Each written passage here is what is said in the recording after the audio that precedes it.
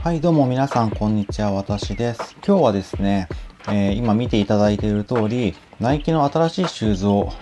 色違いで購入したので、それを紹介していこうかなと思います。これはですね、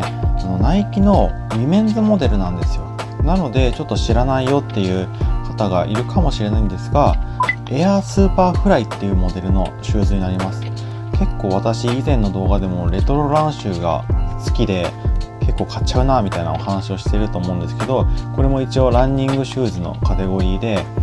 レトロな感じのものが復刻されたので、ちょっとねウィメンズモデルではあるんですけれども、ハーフサイズアップすればちょうどメンズのサイズになるので、それで購入させていただきました。サイズ展開がねウィメンズなので、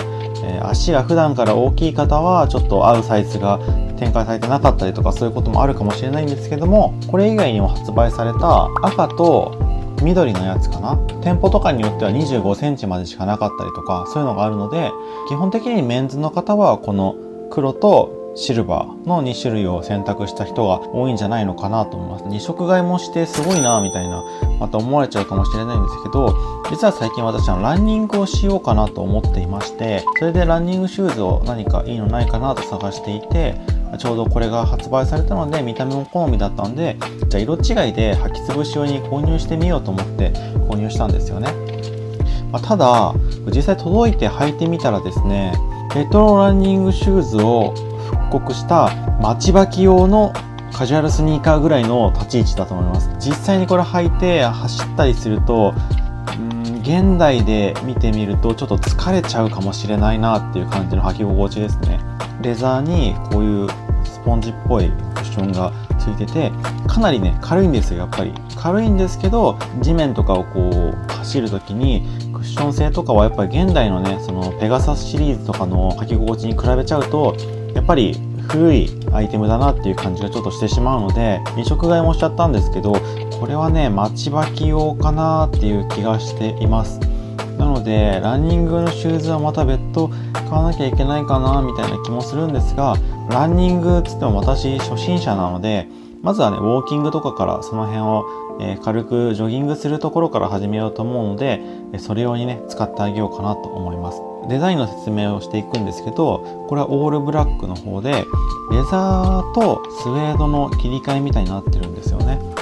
ただこの黒タグの部分には天然比較と合成繊維ってなってるので、どこが合成繊維なのかな、このスウェードっぽく見えるところがもしかしたら合成繊維なのかなとか思うんですが、合皮はね使ってないっていうことなので、一応そこは安心して履いていけるかなと思います。で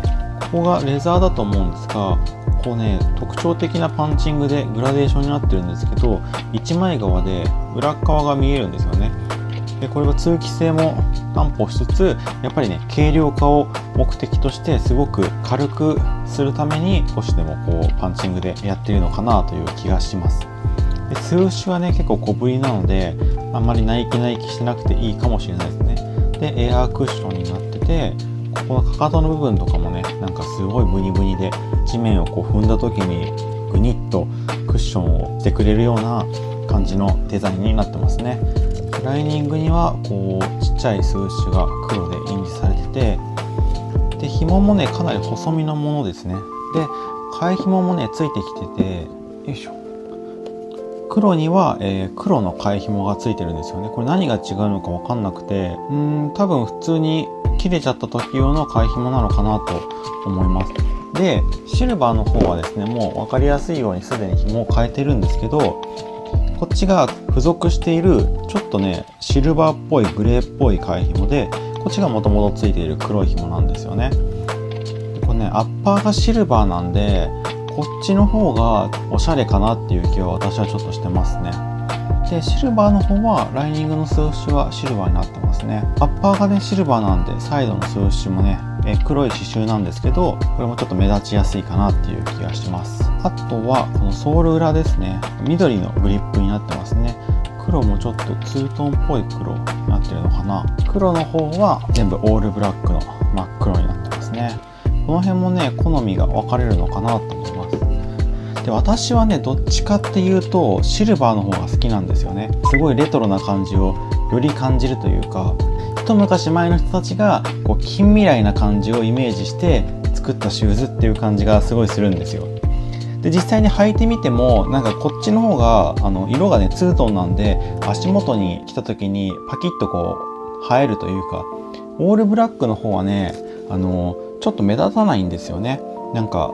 他のシューズでもいいかなとちょっと思ってしまうような沈み方をするので、どっちかで選ぶんだったら私はシルバーを選ぶかなっていう感じで、黒のシューズだったら他にねいろいろ選択肢トリプルブラックの、カラーリングだっていっぱい出てると思うので、そういうのを選んであげればいいのかなと思います。ただこれ人気でどっちの色ももう完売しちゃってて手に入らないので、どっちかが買えたらそれを大事にしてあげるのがいいのかなと思います。私はたまたまね両方とも買えたので両方とも履いていこうかなと思いますね。一応履き潰し用でローテーションで長いこと履いていこうと思います。ゴムの部分はすごく薄いのでやっぱりガンガン履いてるとすぐ削れちゃうのかなと思うので、2足あっても困らないよなとは思いますね。そんなとこかな。これ革が違うじゃないですか。見た目的には好きなのはシルバーって言ったんですけど、履き心地がいいのは黒なんですよ。っていうのもですね、同じように見えてシルバーの方が革がね硬いんですよね。本当に誤差の範囲ではあるんですけど、黒の方がすごいしなやかでもっちりとした革なんですよね。ペコペコってなる感じ、シルバーは。で黒の方はふにゃっとこうなってくれてる感じ、伝わるかな。履き心地に関しては黒の方がいいかなと思います。でサイズ感もですね、若干シルバーの方がちっちゃく感じるかな、タイトに感じるかなぐらい。やっぱり硬いせいでちょっとゆとりというかしなやかさがないので、それでちっちゃく感じるのかなとは思うんですが、サイズをねわざわざ変えるほどでもないのかなとは思います。履き心地の問題で、硬さの問題でシルバーの方がちょっとちっちゃく感じるかもぐらいですね。でもあともともとレディースのアイテムなので幅がねちょっと狭めにもしかしたら設計されているのかもしれないですね。でもね基本的にハーフアップぐらいでちょうどいいんじゃないのかなと思います、サイズ感に関しては。そのあたりも含めてちょっと実際に、履いてみましょうか。はい、シルバー履いてみました。どうでしょうか。実際にこうやって履いてみるとねかなりかっこいい感じが伝わるんじゃないのかなと思います。今実際ね私こう鏡越しに見てるんですけど、やっぱりねシルバーいいですね。なんか全部がシルバーじゃなくてこの真ん中のラインが黒くなってるじゃないですか。これがねちょっとブラックコーデの中にもね落とし込みやすい特徴なのかなと思います。で縦にこの線が入っているので幅もねもともと細いんですけど、よりシュッとした見た目になってすごい速そうだなっていう感じもしますね。この感じレトロな近未来感というか、特に私が好きなラフシモンズっていうブランドがあるんですけど、もうね最近休止してしまったんですけれども、なんかラフシモンズも好きそうなテイストだなと思いますね。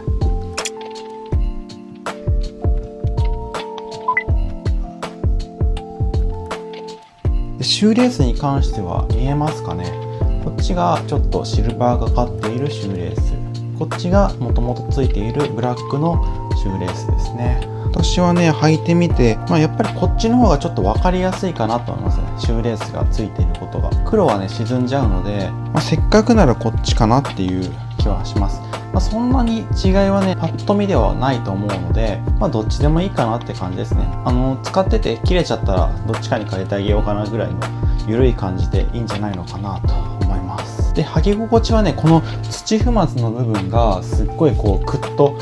掴んでくれるというか盛り上げてくれる感じ。逆に長時間歩いてるとその辺りが痛くなってしまいそうな感じもします。レディースなのでちょっと細身ではあるんですけど、私はもともとそんなに幅が広くないので全然問題なく履ける感じですね。かかともしっかりクッと掴んでくれていて、履き口の部分はね狭めだと思います。紐をね全部解いてもあんまり広がらないので、高高の方はまず足を入れるのが大変なんじゃないのかなと思います。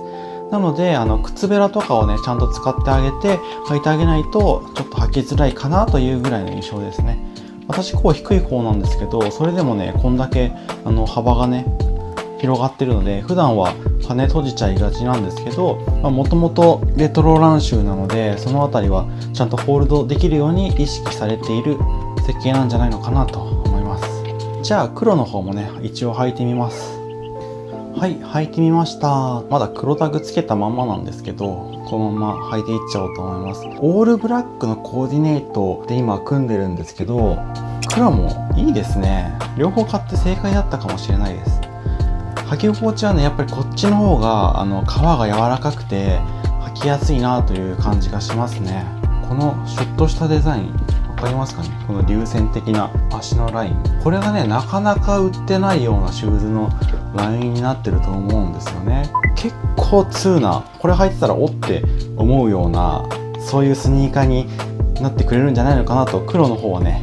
感じますね。今回いきなり4色も出たので、今後も展開していくのか、あとはメンズ企画でも出してくれるのかとか、その辺ちょっと気になるところではあるんですけど、LD1000 とかね、最初にちょろっと出た後に今でも新しいカラーが続々と出続けているので、あんな感じでね、今後も継続してしばらく出してくれたら嬉しいなと思います。メンズサイズでもね、出てくれたら、またメンズはメンズ用のカラーリングで、なんかかっこいい色出てくれたら、私はまた買っちゃおうかなって感じますね。ガチランニングには適さないかもしれないんですけど、